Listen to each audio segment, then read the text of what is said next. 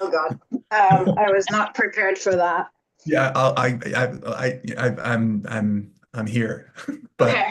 All right. Yeah, tell me what to say. nothing right now. I'll hit you up. I'll hit you up when we're ready to go and keep it easy for you. But all right. So here we are. It's November. It's dark outside. I don't think it was dark out in October, but things change quickly. And it's a busy time of year, I think, for everyone, as Mariana has just said. So I want to thank everyone for making time tonight. I want to welcome Ram to tonight's meeting and Misha to tonight's meeting. And I'll say a bit more about the agenda when we get to it. I'm going to open right up now with our mission moment. And we're going to have Melissa take the lead here. So Melissa, as long as you can see my screen, I I'll can. press I think mic two. I remember it pretty well as well.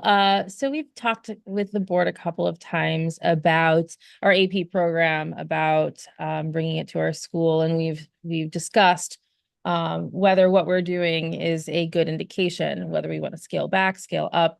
And then recently we brought the news that we'd made the AP honor roll as well as received an AP access award.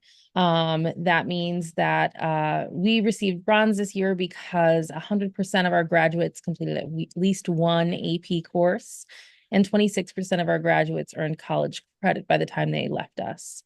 Next slide, Josh. Mm-hmm. Um, and so folks said, hey, is everybody getting one of these awards, or is this good? So we got a little bit more context and wanted to share. We are one of 5,061 schools, which is 32% of eligible high schools that is recognized with one of these honor roll awards. 1,962 schools also received that AP Access Award that we got. So even fewer. So this does put us towards the top of the pack, and we're really excited about it. And a wide range of schools received the award. We have a few featured on the screen here. Silver awards for KIPP NYC. So Misha and your team, congratulations. And we see gold awards for uncommon leadership. So some props to Juliana there too.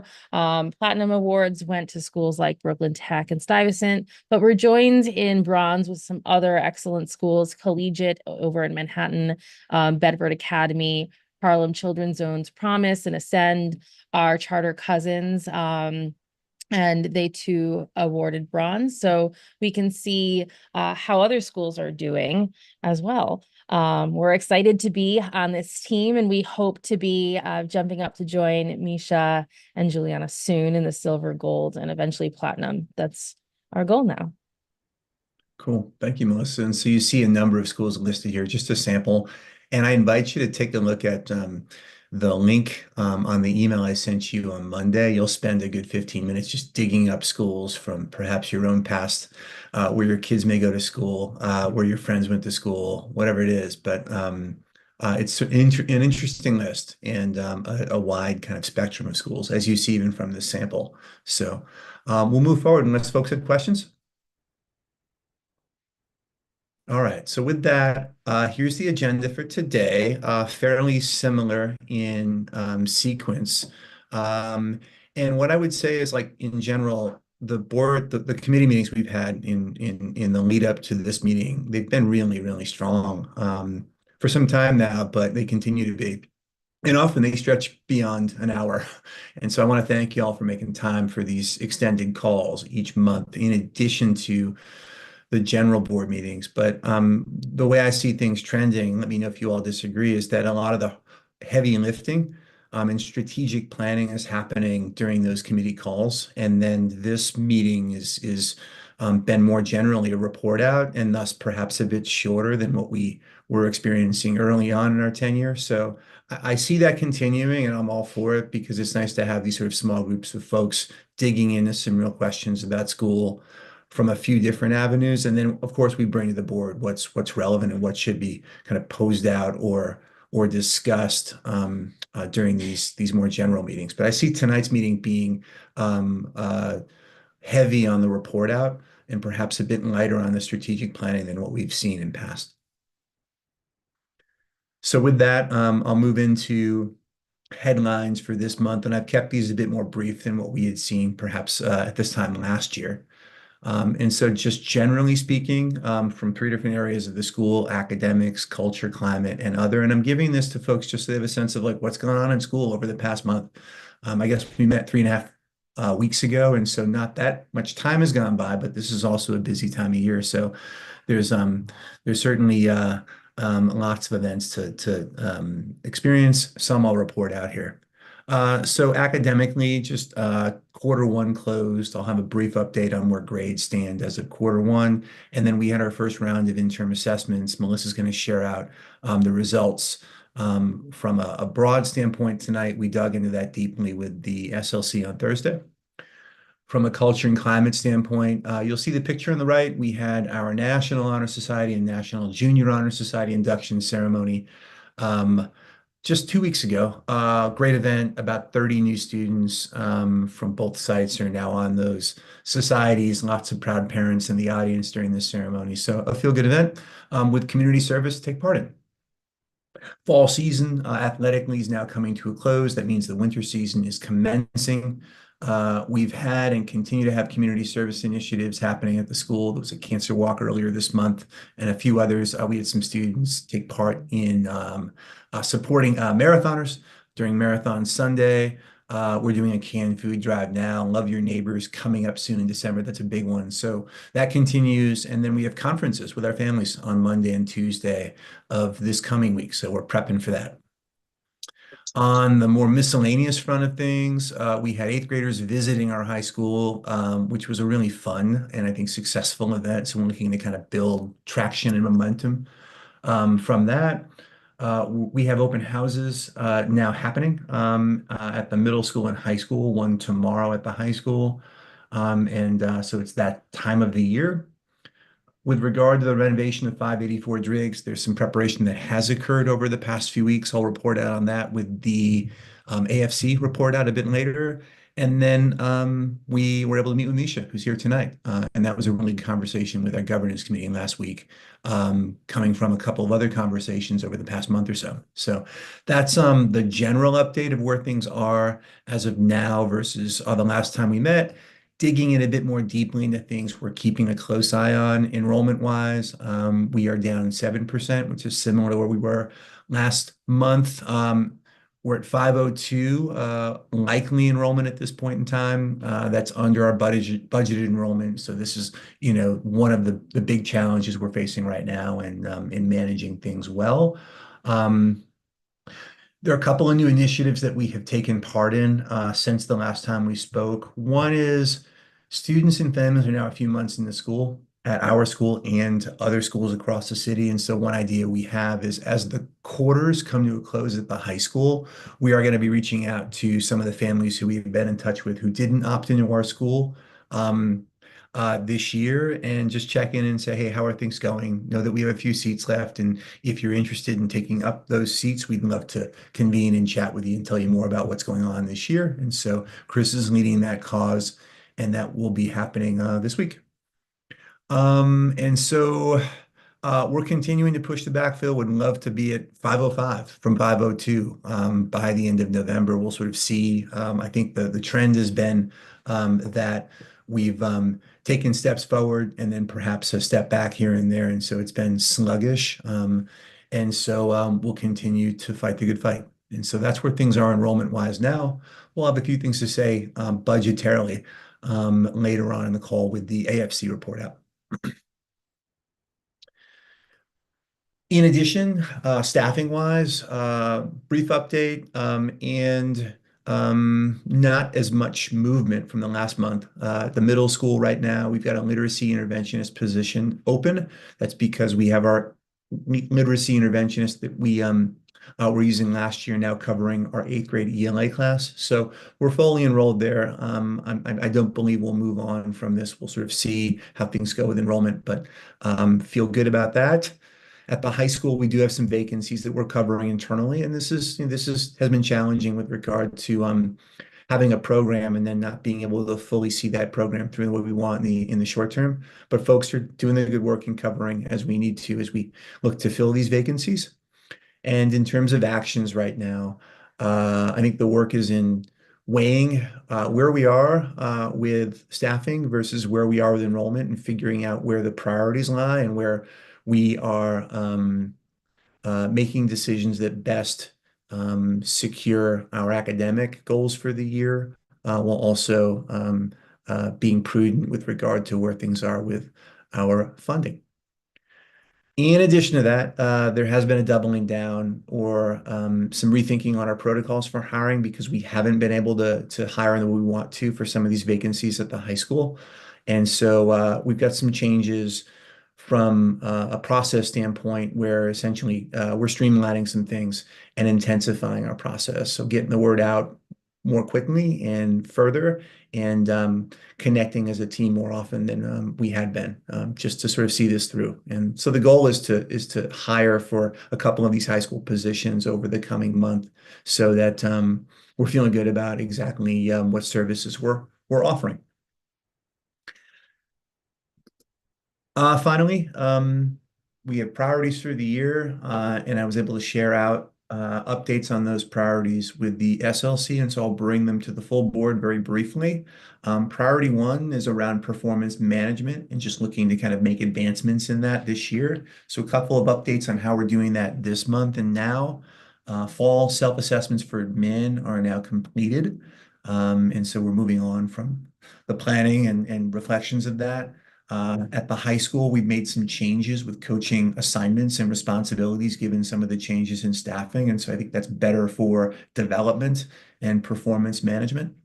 And then finally, we're now preparing to collect and share fall 360-degree feedback of all administrators. And we made some changes last year to this year. We're doing this process twice, once in the fall and once in the spring versus once last year. So some additional rigor there, I think, and some additional information that people will use to inform their work.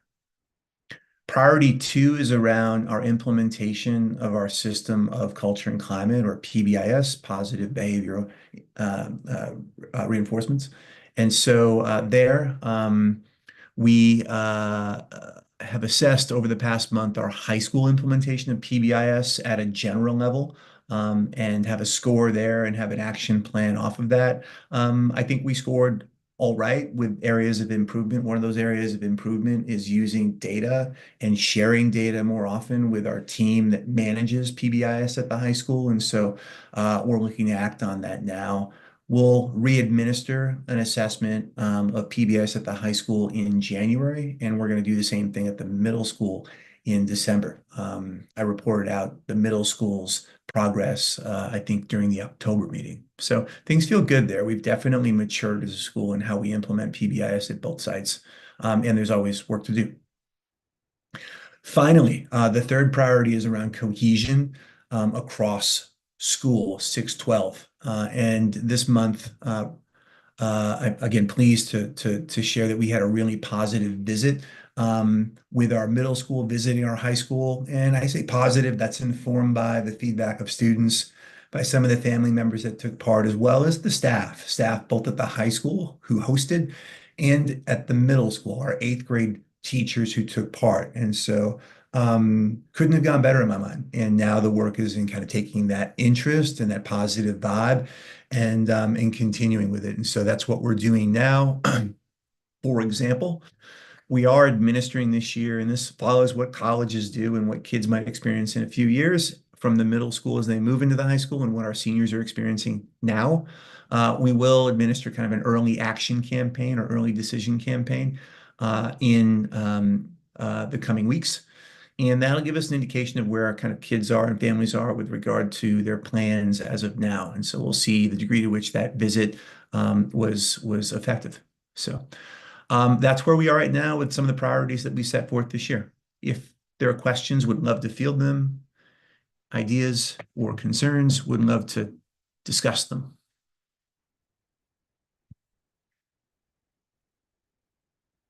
All right, so that's the report out of headlines. I'm going to move forward now and share out just our latest academic dashboard and leading indicators. What you see here is a summary across 3 different categories of some major areas of school that we look at each month as a full board. This flows from the committee meetings. And so I'll share the sort of weedy dashboard table in a moment, but so that you see kind of where things stand. We're currently meeting the areas listed on the far left in green. So course pass rates at the middle school. Demographically, we're meeting our targets as compared to our district location. Student nutrition is where it should be. Out of school suspension at the middle school is where it should be. So on and so forth. So I'll give you a few seconds to kind of look at that first column, and then I'll move on and talk about the second and third. In the middle column, these are areas where we're partially meeting or on watch. We're close, maybe just there, or there's some mixed findings. And so course pass rates at the high school are mixed depending on the course and grade. Interim assessments, which again, Melissa will share out on, are mixed in a few different areas. At the finance level, we're meeting 3 of 4 targets that we are focused on this year. We'll say a bit more about that during the AFC call. Attendance right at the middle school is strong, less strong at the high school. And then family participation, we've got conferences coming up, so we're going to keep a close eye on that, watch strong attendance there. And then SPED compliance, we're mixed in a few areas as we get some mandated services in the building and secure that firmly. Finally, in the not currently meeting area, we've talked about enrollment already. Student attendance at the high school is at about 85%, which is lower than what we want. We're shooting for 90 to 92%. Out of school suspension at the high school is now at 7%, which is higher than what we want at this point in the year. Staff vacancies, I talked about that. And then extracurriculars at the high school in the fall was lower than what we targeted. And so we're looking to rebound this winter with the winter season. And that's just an indication of just the well-roundedness of school. And so that's the summary. Here's the very small data that we have here. Let me see if I can make that a bit bigger for you. And so the areas in green on the left are the areas where there is new data as compared to the last month. I think I've taken you through most general findings across the board. Are there specific questions around data with these different categories before I jump into a few headlines on what we're doing with some of the areas in which we're not currently meeting our targets? Yeah, I have one question. Do you have uh anything that shows like a year-over-year comparison of the same data points? At the committee level, it's typically something we've reported. We haven't done that within this dashboard, but I think it's a great idea. Okay. And Thank so you. generally, where would you see, like, as you kind of pose that question out, where would you be most curious about sort of seeing that? Um, Course pass rates, Yeah. student attendance, and the out of school suspension data. Yeah. Cool. Thank you. Yeah, let me see if I can get that in for next month. And you'll see some of that during the SLC call next month too. All right. So with a couple of these areas, with student attendance at the high school, we're currently at 85%. We've got some new initiatives in place where we've identified 24 students that really could use a stronger intervention, and then have 2 people we've identified, our social worker and one of our operational dean folks who have different caseloads for intervening in slightly different ways based on their expertise and based on kids' needs. And then we've got a way of kind of tracking the degree to which there's progress being made across each of those students. There's then a team meeting that takes place weekly where we look at that data and then get a sense of how things are going and then what pivots need to be made if there isn't traction. So that's happening now at the high school. That's a new initiative. With regard to OSS, we also have a few new proactive initiatives in curbing the occurrence of infractions that are suspensionable. We've got 10 students we've identified as perhaps being in that area where they may be more likely to make mistakes that fall into this category. And we've got people now identified in working with them with specific kind of like customized interventions in play. And these people are meant to be people that have good relationships or positive, trusting relationships with the kids who we've identified. So that is also new at the high school. And then with regard to vacancies, I told you we're intensifying some things. I've got a team meeting more often. got some streamlining happening where there isn't like additional communication that might be inefficient or taking too much time to kind of get to the next step of our interview process. And so, again, the goal is to hire a couple of these key vacancies and close them by the break. So that's where things stand with 3 areas of school that we're keeping a close eye on, where we're currently not meeting targets. I got a question for you, Josh. I'm Yes, trying sir. to understand sort of if there's supposed to be a linkage between student recruitment and student enrollment. Like, should we be setting higher goals for student recruitment? Because I mean, we're meeting recruitment, but we're under enrolled. Does that? Yeah, so I'll answer it. Maybe one clarification I'd make is enrollment right now is current for this year. With regard to recruitment, we think about it in perhaps 2 different ways, and there are 2 kind of plans in place. One is for backfilling for this current year, which would impact current enrollment. And then the other recruitment plan relates to the next year, 25-26. On this table here, enrollment, the first area is for this Mhm. year. The student recruitment data, area 9 down below, relates only to 25-26.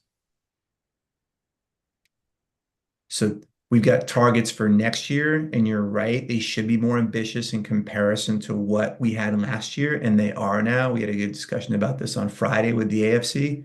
And now we've got a way in which we're kind of looking at this on a monthly basis. And so we'll say more about that when we get to the Okay. AFC report out. But That's all I'm trying to does that make sense? communicate is that if we should have a recruitment that gets us to an enrollment that we're happy with ultimately. That's what you're saying. So Yep. And Chris and I just discussed that when we were talking about the recruitment plan. okay. I forget when, but by how much should we try to overshoot? It was sort of, weighing the pros and cons of how you do that. But All right, good question, Sal. And now we move into the committee report outs portion of the meeting. And we'll start with the Student Learning Committee. Here was the agenda from that meeting on Thursday. You saw the student highlight. We talked about the AP honor roll and its impact on things. Most of the current headlines also were overlapped with that meeting. We talked about academics and went a bit more granular into like academic aspects of our data and dashboards. And so some data points overlap with the full board dashboard, others do not. And then finally, we spent most of our time talking about interim assessment data round 1 and the analysis of that in action planning. Tonight, per the committee's recommendation, Melissa's going to share out kind of like some high level data there and where we are and what we're doing next. And so again, this is kind of we went deeper into this during Thursday's call. We'll go less deep today. And so with that, I'm going to hand things back over to Melissa. Thanks, Josh. Again, echoing Josh, this will be incredibly high level. We have our SLC slides incomplete. That's going to have our comparative data, our goals for the year, etc. But headlines from middle school, we gave our IA1, we gave iReady for the fall. IA1 is given in class, not in the same testing conditions, and it's after a small bit of learning. Headlines from IA1 is that results in science and math are similar to last year in 6th and 8th grade. They're a little bit different, a little lower in 7th grade. That was anticipated because our 7th grade cohort struggled the most last year. Exams are the same year over year in science and math. They're the exact same testing tool. ELA is underperforming last year's IA1, but students did complete a significantly more challenging curriculum embedded exam for IA1, and we know that there's often a short-term lag in data when we transition to a new curriculum, as we have there. In both ELA and math, scores progress as grade levels progress. So that's what we're looking for now. And again, with this IA1, this first data check, it is really less about the predictive nature of these exams. We know this first sitting is not predictive, but more about the depth of planning that teachers are doing and how we are driving our next chunks of learning for the year. Go ahead, Josh, next slide.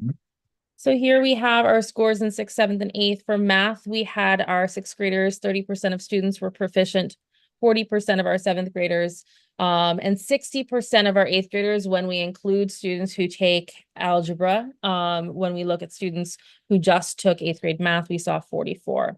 For ELA, we had 12%, 18%, and 33%. These exams were very heavy on writing using end of the year rubrics. So we know that they're a bit deflated. Our science IA1 is exceeding our end of the year goal with 63% of students in that proficiency band, though again, they've learned a smaller sliver of science this year. The tasks remain fairly similarly challenging as the year goes on, but we're layering 4 times the amount of content. Next steps at the school level, teachers have analyzed data and created data action plans. The action plans are in progress, and those include reassessments with data review by leaders. Teachers also unpacked their iReady data, and we have that reassessment coming up in the first 2 weeks upon our return from Thanksgiving break. So we'll be able to see those growth trends very clearly with that winter iReady administration, as well as IA2. That will be full mock exams in ELA, math, and science, administered online in a browser that is very similar to how state exams will be given to students.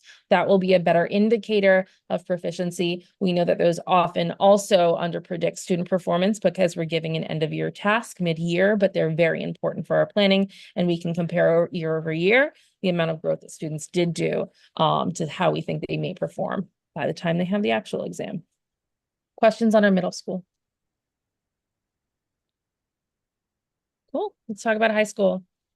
High school had some slightly more surprising trends. Similar structure in class, embedded in testing what students have learned, but generally in the format of our end of the year assessments, if not the breadth of the end of the year assessments.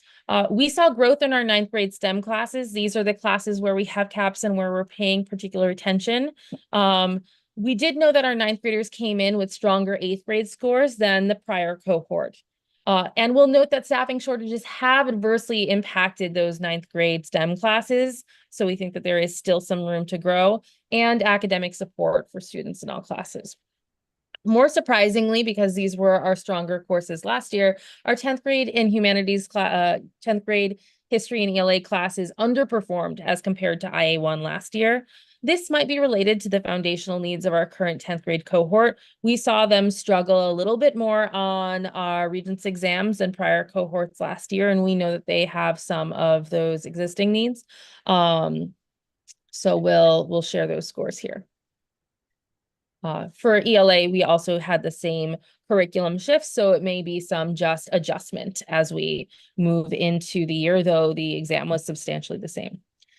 Global 1, IA1, we saw a 33% proficiency rate. Remember that this course is just the students who did not choose to take AP World.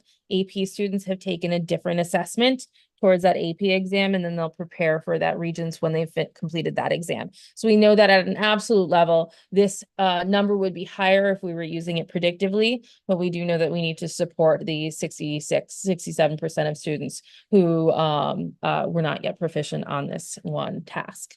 For ELA 10, we saw a 27% proficiency. We're wondering if it has to do a little bit with our new curriculum shift. So we'll be looking at this one very closely as we move into IA2 and students take that full exam. We were very pleased with Algebra 1. We're very proud of Gracie West. We see a 71% proficiency rate on this test. And then in AP Bio, we saw 42%, which is 9 percentage points higher than last year, despite the move towards a new curriculum and a new harder exam that we do think our students are just a little bit more set up to do well in. Next steps for the high school are very similar. Teachers have done some data-driven planning in November. Students have had opportunities to demonstrate understanding again at a passage level in global and ELA. And then depth of planning is something we're working on with our biology and ELA cohorts. Like we think that we can intensify our responsive planning when we see these data. So that's something we're working on with our assistant principal.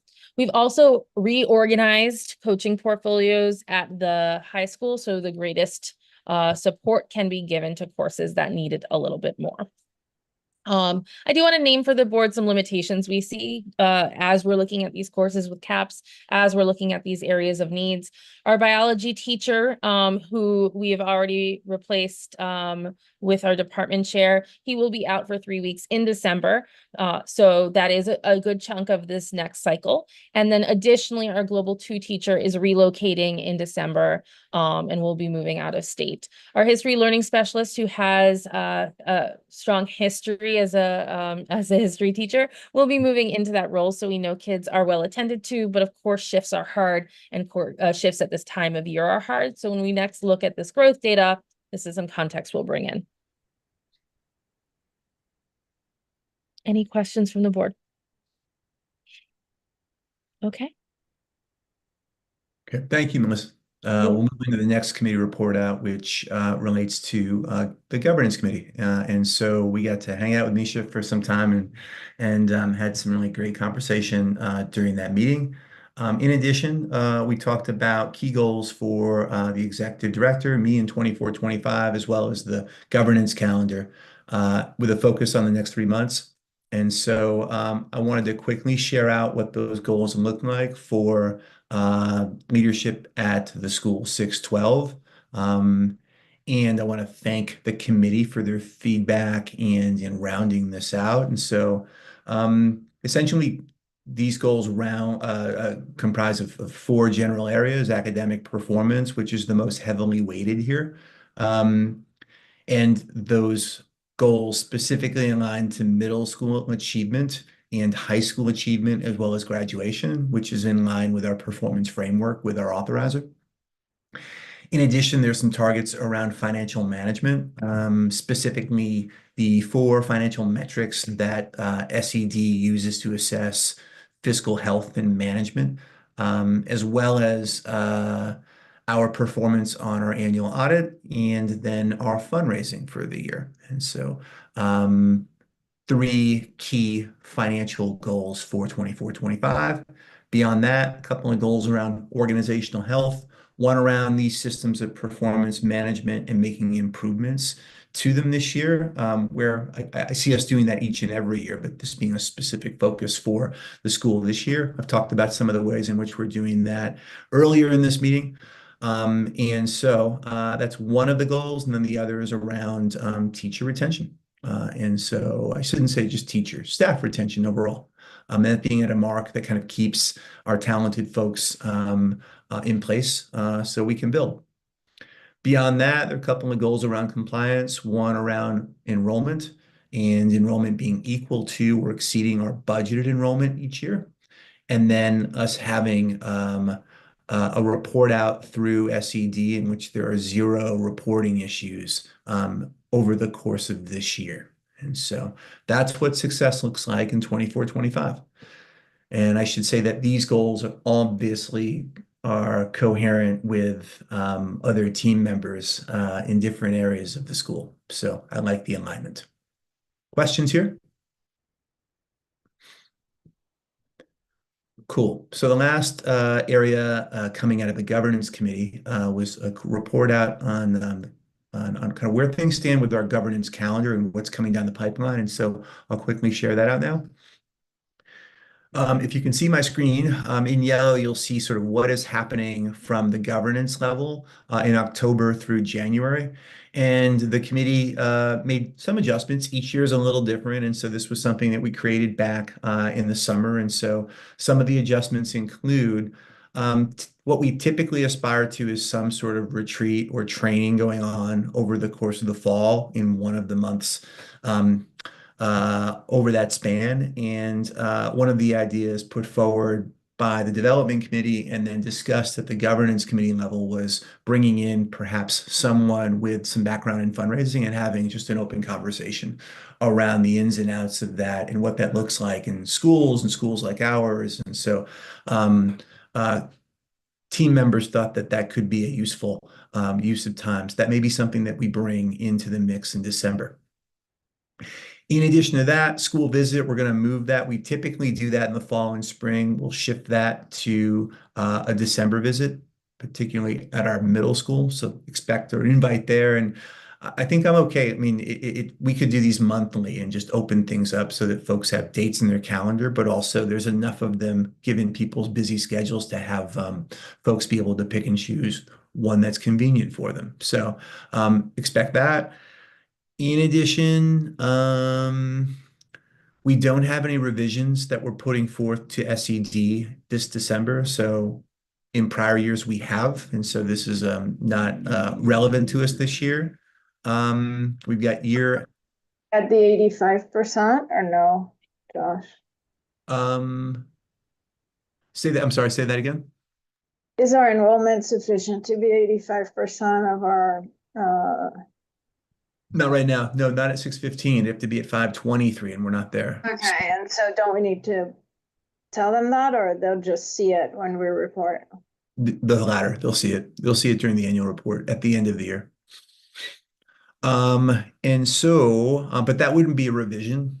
What I'm referring to here would be, hey, for 25-26, we'd like to put forth some revisions to our charter. Is this okay? Would you approve this? And so there are no revisions we're going to propose this year. End of year giving happening in December, and then in January, we'll look at the 5-year budget forecasted and where we want to go moving into that coming 5 years. So that's what things look like from a governance level. So you have a sneak peek of things over the course of the next 3 months. Are there any questions there? Okay. Governance committee members, feel free to, if I miss something, to chime in. All right, we'll move on now to our next committee report out, which is the Audit and Finance Committee. And we discussed October 2024 results and where things stand now. We also discussed student recruitment and then an update with regard to facilities and where the renovation stands. So I think with that, Kristen, I will have you report out tonight. We did less of that last month. So I'm going to have you share your screen. Is that okay? Yes, All right. So I think, let me make you you should be good. I'm good. good. You are good. Okay. Thanks, Josh. So, as had already been discussed tonight, in regards to where we stand with the NICEAD benchmarks, currently we are meeting all 4 metrics, but we are anticipating to miss the mark on one in regards to an accounting entry for right of use asset entry. But we are on target for all 4 right now, which is good. When we look at our bond covenants, we have the cash on hand requirement and the debt service rate coverage ratio. Both of those are currently being met and anticipated to be met at the end of June. And we do need to report out those metrics at the end of the fiscal year in compliance with the bond. That'll be the first year we have to do that.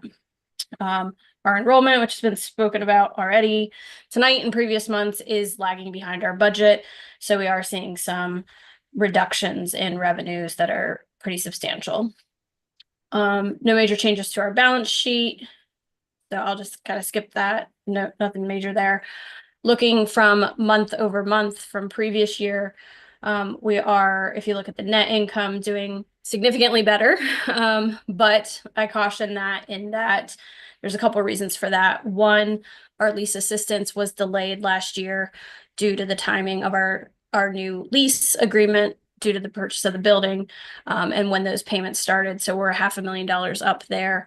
And then our first 2 billings for our per pupil allocation were based on a higher enrollment than we're currently at. So we're going to see that net income start to reduce as we move from month to month. Any questions on P&L?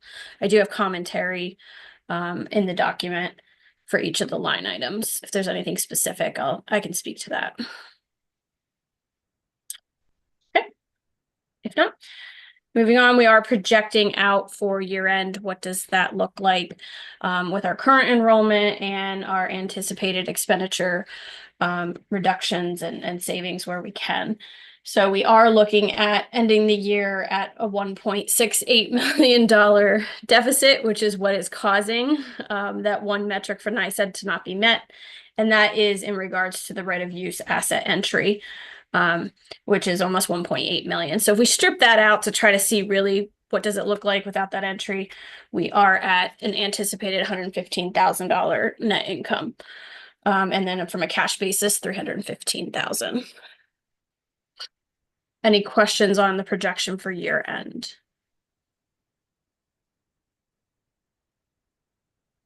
Okay. And then from a cash flow perspective, as we're looking at year end, and making sure that we're going to meet that 60-day cash on hand metric for NICEAD. Even with the reduction of revenue, we do have an offsetting reduction in expenses for the most part.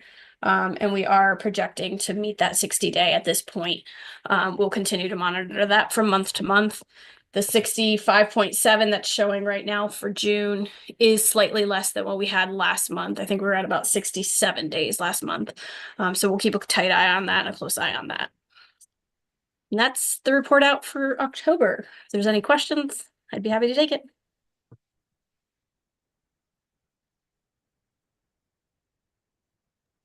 Great. Thank you, Christy. Move into the remainder of the AFC report out. I'll reshare my screen. And just an update on student recruitment to bring to the full board. I just would say this, we now have, this is a kind of a new initiative with the AFC specifically, but we do have a strategic work plan that we've created, and that's being managed weekly during meetings among our recruitment team, with report outs happening at the AFC level each month moving forward. Each month there is a target, which brings us to then at the time of the lottery, the number of applications we'd like to see, which we believe would then allow for us to move forward into the year fully enrolled. And so that's where things stand now. I think in the data we presented a while back in the dashboard, we're still early in the season, and so we have some early targets on where we want to be at the end of October for both the middle school, 6th grade enrollment specifically, and 9th grade enrollment. That's coming from outside schools, not our own. And we're meeting both of those. It will get more interesting as we move into the coming months. And so we look forward to presenting out where we are each month moving forward. From a facility standpoint, as has been reported in prior months, we're rejiggering our plans with regard to the 584 Driggs High School building. And our focus right now is on the renovation of the building in 2 specific areas: the facade of the building and the gym. Those are 2 areas of the building that were never really touched when we moved in. And the other aspects of the building were renovated, our classrooms, some of the administrative spaces, et cetera. So this is a need, and we think this will sort of help things with regard to creating a really inviting, exciting space for our high school students. And so that's happening. The timeline for that would be through this summer, with completion happening by the end of this summer. And right now, we've engaged informally. I'll bring this to you today within our approval items. LOSI, who we've worked with for almost 10 years now, who would act as our owner's rep, and potentially MJM, who owned the building prior to us moving in, serving as the lead contractor. And so there's some conversations happening now with them, but as we move into approval items, I'll say a bit more about LOSI. Any questions here with regard to AFC and these other additional report outs? Cool. And then finally, our development committee met just under 2 weeks ago on a Monday night, and we talked about kind of where things are right now with our goals for development in comparison to where we want to be. And we also talked about kind of our next steps over the coming month or 2. So I'm going to report out quickly kind of where we are. And Ram and Sal, if you have anything to add, feel free to chime in. So we've got kind of 4 sources of funding that we're looking at now: private foundations, public grants, insider donations, which comprise of our Unity Board, FOMB Board, and Advisory Council, and then supporter donations, which represent everyone else in our network who's providing giving to the school. From a foundations and grants perspective, it's just a cool period. It's the end of the year and things get warmer toward the front end of the calendar year. And so we have submitted some grants this fall that were not successful. We'll continue to do that, but we're really gearing up for the front end of the year. And we're building relationships now with some of these foundations, which is how things go. And so this is a new muscle for us, but we're digging in, learning some things, and I think establishing some relationships with some partners potentially in the near term or midterm. From an insider perspective, we are on target to secure donations in a manner that keeps us on track as of November. So we've got donations of 40,000 committed over a 3-year span. And what I mean by that is these are annual commitments of altogether 40,000, which would reappear over the next 3 years. And so I'm really trying to build some momentum around longer term partnerships and giving, so that we see some of the programming live with folks who are giving to these specific causes. And it's less kind of reset and repeat work each and every year, frankly. Our goal through the end of December is to have 50,000 committed. So we're close to that, but we've got a little bit of work to do over the coming month. And so actions there include meeting with some additional folks, perhaps folks on the call or other folks who are not here tonight, about giving by end of year. And so that's now in process. With regard to supporter donations, we've got a goal of 300,000, for the year. Right now, we've got 100,000 committed for this year, and that's also a 3-year sponsorship. And so that would repeat over the next 3 years, which again has benefits, which I've discussed. And we're aiming to have 100,000 committed to school by the end of December. So we're on track there. I would like to build additional momentum and get ahead of things as we move into January. But right now we're in a good place in both of these sort of areas of donor sourcing. Are there any questions here before we talk about some of the other things happening update-wise in the world of philanthropy at Unity? And again, Sal, Ram, if you want to share out anything else, feel free to do so. Cool. We'll move into other developments. So this is what's happening. It's a busy time of year in the world of philanthropy. And so for us, we are participating much more intensively in Giving Tuesday than we have in years past. And so our goal is to secure 100 donations on, I believe it's the 6th of December, or the 4th. 6th, I believe. And so that's one action we're taking, and Eric's been leading the way there.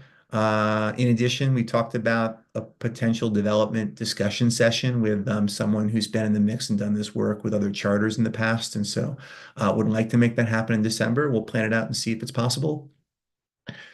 At the end of the year, as we do each year, we will send out kind of a holiday greeting and an update to supporters on what's been happening in our school over the past 12 months, and seek support through that.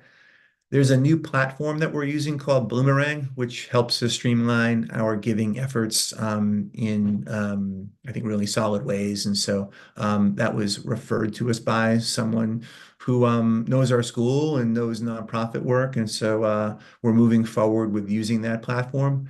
And then we're continuing to cultivate both the growth and renewal of our UAC at the school, which are kind of like our advisory committee, which is an informal group of people who are interested in school, want to take part in school, and contribute. So that's where things stand in the month of December, busy time again. Questions or ideas coming out of that report out? Okay, so I'll now move into, let me reduce this a little bit. There we are. I'm now moving into items for approval tonight.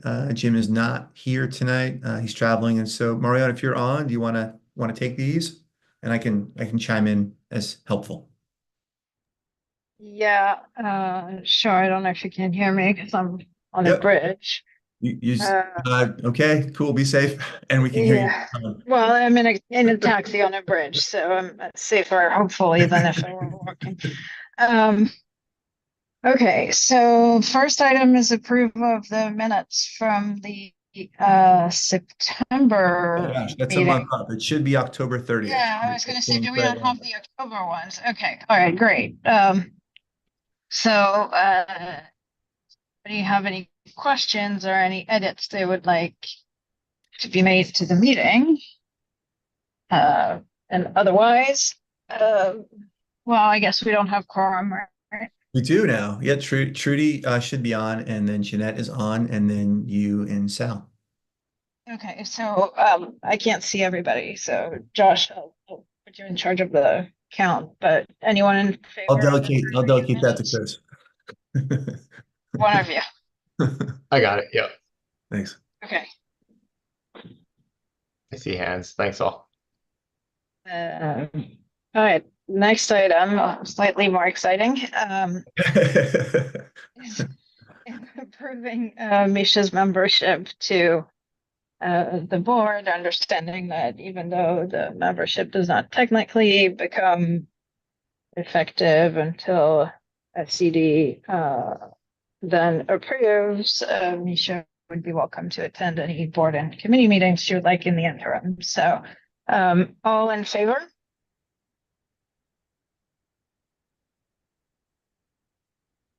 Excellent. Got it. Thanks all. And thanks again, Misha, for That, being here, and thank you for taking part in the conversations leading up to tonight. Next step is some good old wholesome paperwork. We'll be in touch.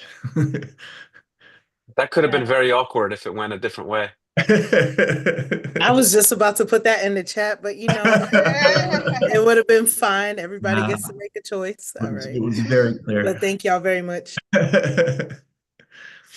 All right, and next one, regarding somebody who's not on the call, is approving the owner's rep agreement with LoSi. It's really approving in principle the engagement because the agreement is still under review. So I think, Josh, if you can give the details of the amount, I don't remember if you actually gave Yeah. it. I Yeah. heard you give an overview, but if you could remind us what is Yeah, involved. so this would be LoSi serving as our owner's rep. And I'll just say that, like, for those folks who maybe aren't as familiar with this aspect of school, LoSi did the architectural work and some of the owner's rep work when we moved into 584 Driggs 6, 7 years ago, 5, 6 years ago, whatever it was. And so they know the building extremely well. They've worked with us in the past and know kind of like us and what our vision is for this space. And they've worked with some of the contractors that we've been in contact with. So they're uniquely positioned to sort of do this work in a way that I think benefits the school most in the most efficient way. So I'll say that first.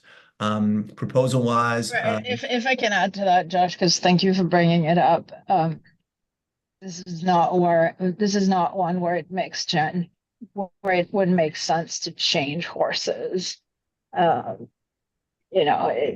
midway, given their accumulated knowledge of the building and the school and everything else. And Josh, correct me if I'm wrong, but we believe that their rates are competitive given their qualifications and the degree of service that they're providing. Yeah, Marianne, I was gonna say, to your first point, absolutely. They know, intimately what we're doing, our building, what we've done in the past, and what needs to be done ahead. But beyond that, price wise, as it turns out, for owners management services, they're actually very competitive, Okay, thankfully. great. So it makes it a lot easier. Thank you, Sal. So this is an agreement that is up to $25,000 for the services of serving as owner's rep through I won't say completion of the project. Essentially, they've said they're billing us hourly, and so that $25,000 is based on an hourly rate of $250 an hour. And so what is good in terms of like this work that they're doing is they brought on one additional team member that this team or members of this team will be meeting with, I will have a weekly check-in with this person, and they'll be managing kind of like all aspects of the work, including where things are with regard to costs. And so I like that touch point and that frequency. So we're able to keep an eye on things, and if anything comes up that's unexpected, we can regroup and make a decision on how best to proceed. Just to be clear, Marion, that gets us roughly 100 hours. It's just an Yeah. allotment. So there's a Yeah. world that could exist where we're under that, but I don't think that's going to be the case. And we would be Okay, credited. It's not a minimum so, amount. right, so it's prudent to submit it to the board, and I think the board affirmatively needs to validate the fact that we did not go out for external bids on this in light of the considerations that Sal and I and Josh discussed. And that's a board decision whether, we conclude that that's okay. I think there's strong reason to conclude that that's okay, but we need to make sure that that's the case. And as to the agreement, we did this action would approve the engagement, and then we'd finalize the agreement with LoSci kind of in due course.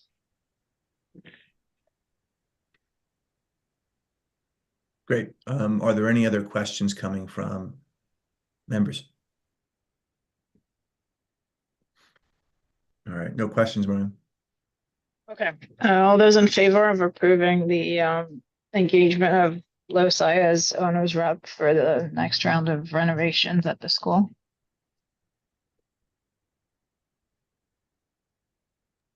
See Okay. hands. Thanks all. All right. Uh, Thank you very Thank much. you. Thank you. We move into now public comment tonight. And so if there's any public comment, this is the time. And with no public comment, we move into a brief board assessment and preview of the next meeting. Next meeting is December 18th, 6 o'clock. It will be virtual. It's a busy time of year. And so I know we've been trying to do something in person, and that hasn't worked out as of yet. We'll revisit this in January and look to get some time in people's calendars when things are a little less busy. December will be virtual, and as we think ahead to the agenda for that meeting, we will certainly talk about enrollment updates and its implications on budget. We'll talk about development updates and action planning there. We will discuss where things are with the renovation of the high school building. Are there any other items that members would want to have included in next month's agenda? I don't, but Josh, do you anticipate any meaningful approval items?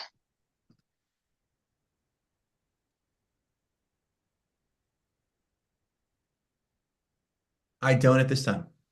Okay, because if that changes, I think you might want to carefully poll people about whether or not they're able to attend. I think I'm going to be able to be on, but that's a date where you're probably going to have a lot of people who are not. So I Yeah. think it's Okay. just something to think about. Yep, noted. Okay. And I think with that, Marion, I think we're at the end of our meeting tonight. All right.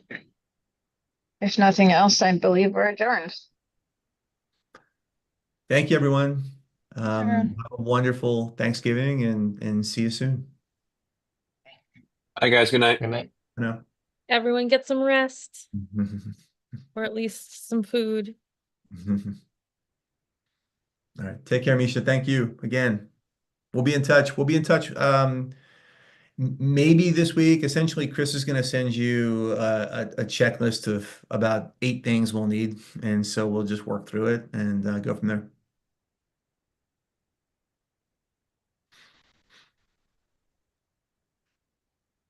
She might have been on double. Yeah. Mhm. And we can move her to waiting room. All right. Well, have a good night, everyone. We'll see you tomorrow and thereafter. Bye bye now. Bye.